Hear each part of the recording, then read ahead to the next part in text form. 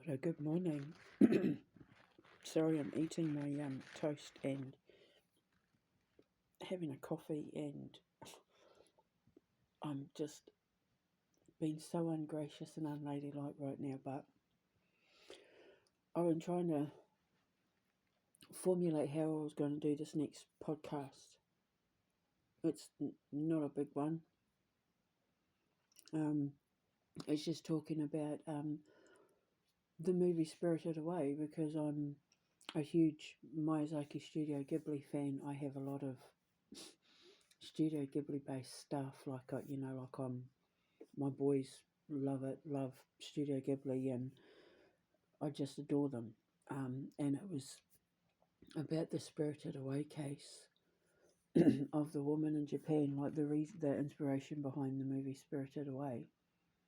Because in Japanese culture, they believe that like the gods and spirits and that will come as spirit souls away. And this woman in 1998, Shizuka Noriko, went to Akagi Mountain for some festival with her husband and her children and like relatives, her brother-in-law and stuff like that, and it was raining, and they decided to stay in the car, but the husband and brother-in-law decided they were going to go up, to the shrine and that, and everyone else stayed in the car.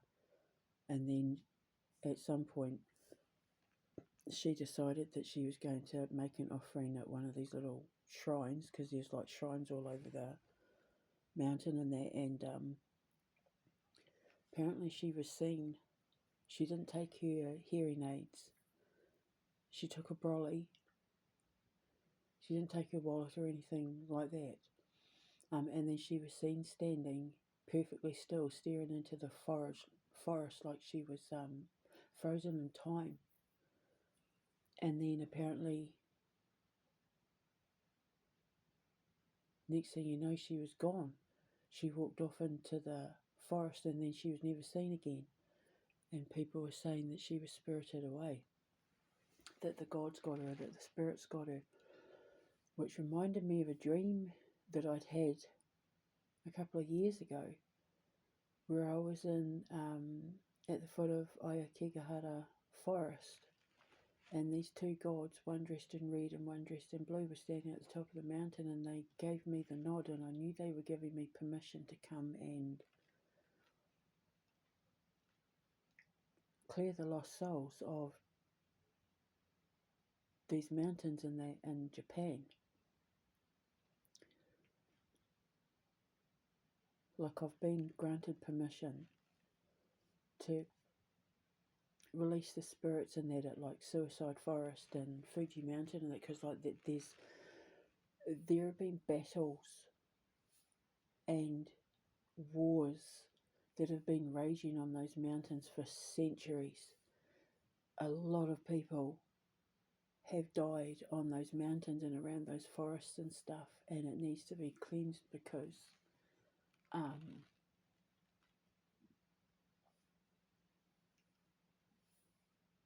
Japan is facing the karma for it.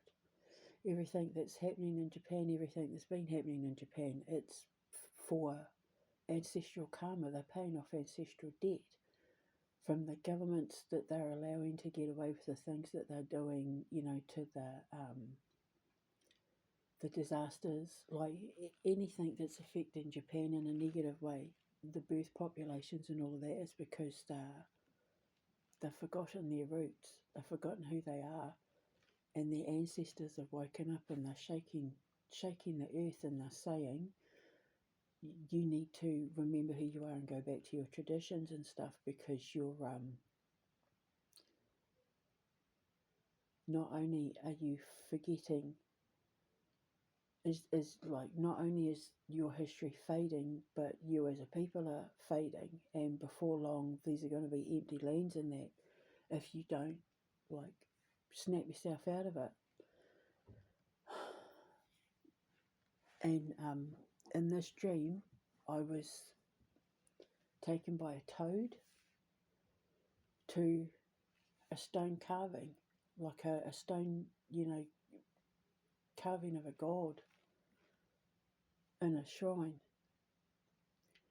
And so, because this was a Shinto shrine, and she was making an offering to the gods, and that, I know that I'm being given permission to speak about this.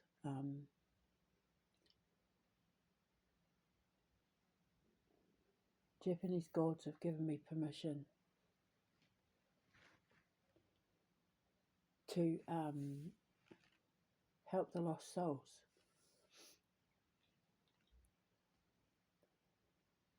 explain things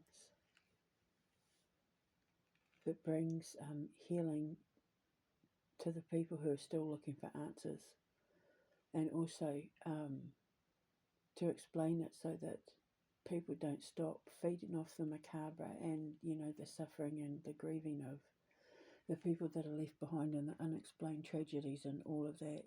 It ties up lots of little loose ends in the world of the strange and mysterious.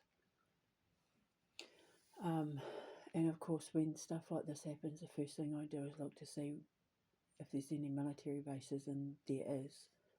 Around that area, there's the Japanese army, pretty much. And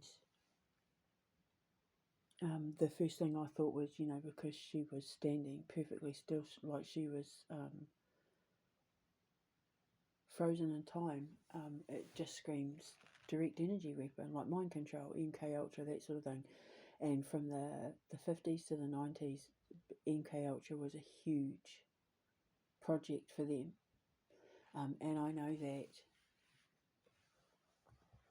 from the soldiers that I helped that were stationed in Japan, they've told me things, even, like about programs from Vietnam, how a lot of the MIA were because they were used to take part in incredible, like they exhibited signs of having like supernatural abilities and stuff that were important to study and advance and enhance and that sort of thing, and it always just fascinated me.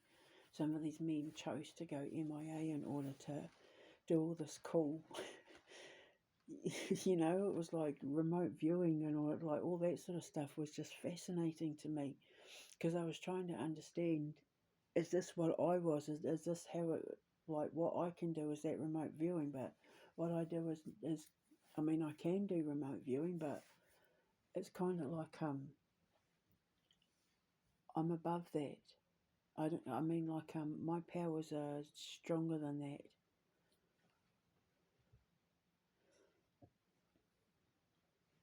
But you can see why they want to study it, because it's absolutely fascinating. But unfortunately, what I do know is that a lot of these machines and that, when they were first upgrading them, learning how to use them, and that they would give a lot of the test subjects like brain aneurysms and strokes and heart attacks and that. So they would have to,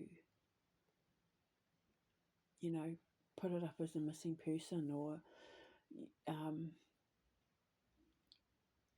you always know when the police come to a quick conclusion, the judges shut it down. It's like the case is closed really quick and it's kind of pushed aside and don't talk about it. That's probably one of the biggest clues that it's something to do with the military or government. Otherwise, it's going to be for organ harvesting. Now, they got a psychic involved who said that she was approached by a man and he was asking you to help him carry something, and then she was seen being bundled into a car and never seen again. And I said, like, she didn't have her hearing aids in, so how would she be talking to the man? But that doesn't mean to say that maybe he wasn't a soldier. And maybe they were testing her out because of her hearing issues and they wanted to see if it worked or something like that. That's what it screams. That's exactly what it feels like. That's what I saw. That's what it felt like to me.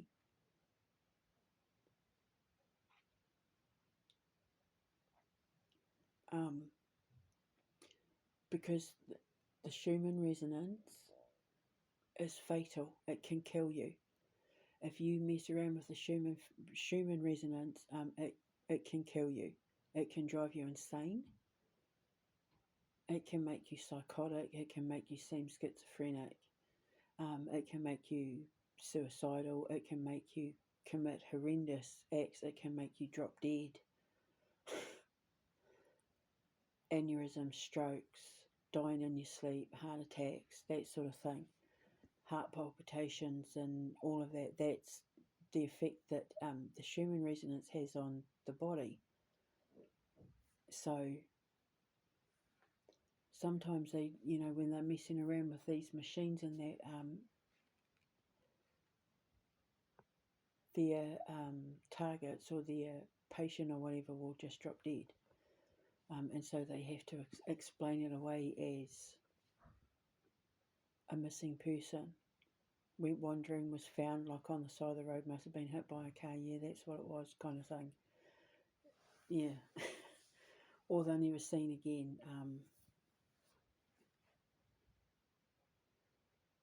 They have tunnels and hidey holes in these mountains and that. They've had them there since World War II, old bunkers and all of that, and they tunnel them in and out.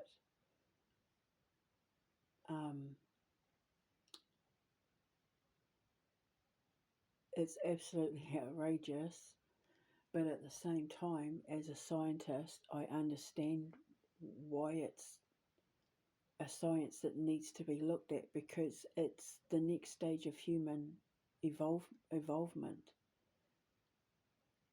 The upgraded DNA kind of supernatural mutants on this planet who have gifts and abilities and that absolutely deserve to be studied, because they're how we're all supposed to be eventually. And then the ones that are upgraded from them, that are even more kind of superpower, super soldier kind of DNA, it's then the next, and we're all supposed to be evolving to the point where we don't have to communicate, we can read each other's minds, we don't have to move our mouths, it's basically only for eating. Our hearing will be super sensitive, our eyesight will be super sensitive. We'll eventually evolve past the need to even eat in that, because we'll just become like high energy beings of light, and by that point we'll be allowed, because we'll be a high of enough vibration, because we'll stop killing each other and eating babies and all that kind of nonsense, having wars and that, to be a high of enough vibration that we'll be allowed to join them up there like them, without the need for vessels and crafts and bodies and spaceships and all of that. We'll be able to go through the wormholes just by thinking them open like they do.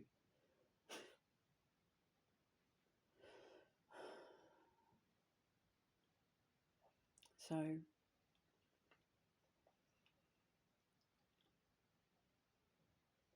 it's like a catch-22. I understand why they're doing it, but at the same time, it's not exactly the ethical way of doing it, if you know what I mean. That's why I say with a lot of these things that I help debunk that involve like military experiments and that, where they're using like mythological folklore, myth, urgent legend kind of beasties and bogmen and all that, just like keep walking, as long as they're not nabbing people and people are getting killed over it and stuff like that. Just keep walking and mind your own business. But unfortunately, some of them do get taken and they don't come back. If it's not organ harvesting, it's more than likely going to be a military thing.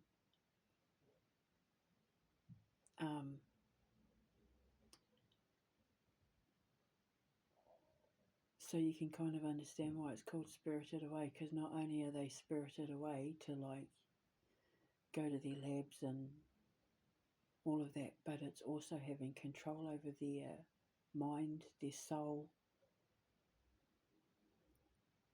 their spirit's taken away as well.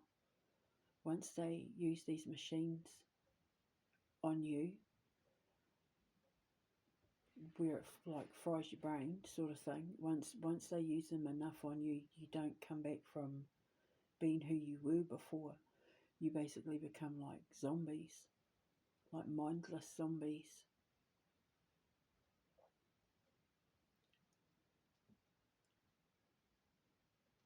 And then, yeah, what happens after that isn't always pleasant. But that's what I was told. So she won't come back. She was declared dead.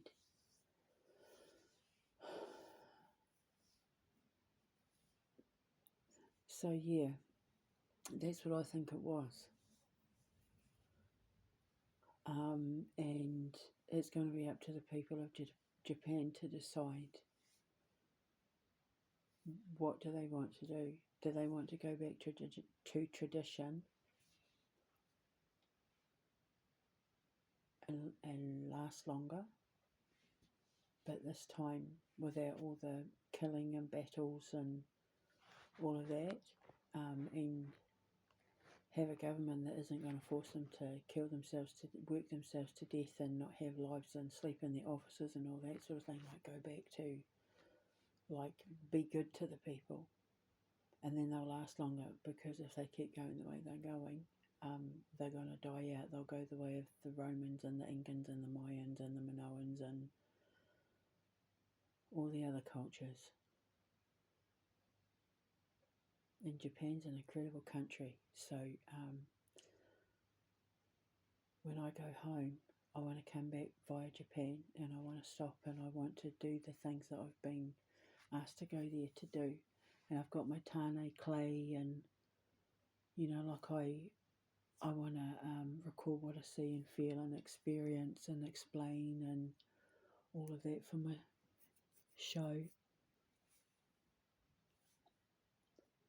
And then, so like I said, if anyone wants me to look at any of their unexplained mysteries and local stories and anything like that where I'm picking up, or I can pick up on it or read it or whatever, then yeah, that'd be cool. I want to get some Japanese teapots and get a kimono. Japanese stuff's cool. I want to get like some silk screen writing and all of that. So yeah, but I'm fascinated with their culture and their folklore. My son Thomas was thinking, because he's fascinated with Japanese culture and like samurai and all that, and he's thinking of practicing Shintoism. So yeah, I can't wait. But I had to put it out there because it's still fresh in a lot of people's minds about who missing, and I just want to explain to people, because isn't just in Japan. This is pretty much where anyone goes missing and it's hushed up by the police and the government and all that sort of thing. You can guarantee that it's got something to do with the military or the government or experiments, if it's not like human trafficking. And it's like I've said before with serial killers and that, a lot of them do it because they're covers for, occult ritual sacrifices and that with the elites and Freemasons and, all that, the Masonic stuff, the devil worshipping stuff that goes on in politics and celebrity and all of that. So, yes,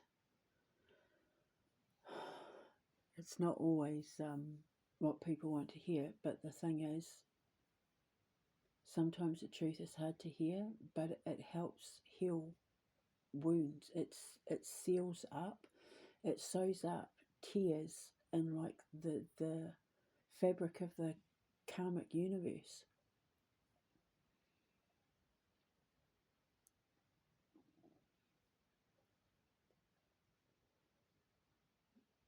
And then, if you imagine like a ship with its sails, if you like ripped holes in the sails, the wind would go straight through it and the ship wouldn't move very fast. But if you sew it all up, then it helps, it sews up the tears in the fabric of the sail, and then it'll catch the wind and you'll be able to, off you go. Evolution is exactly the same way. And it's up to us to pay off a lot of karmic debt and ancestral debt. And when we do that, it helps sew up the tear that makes up the fabric of the universe. And then we evolve faster. Because then it's a tunnel and not like a tube with holes in it. Catches the wind and then you'll just sail away into, evolution, to get to the point where we can be the sort of people that all have skills like the ones that the military and that work on. And that's what I'm saying. It's like a catch-22. There's good in it and there's bad in it as well. Because like if there are people out there that do have these gifts and abilities, why you'd be stupid not to want to study them. It's just, they should, it needs to be more ethical. Like, for example, prisoners. Use prisoners as the test subjects.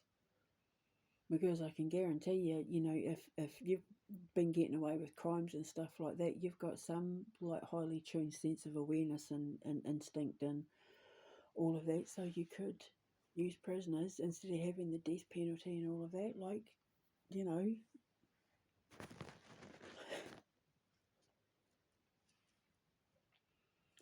So, yeah, it's a catch-22. I understand.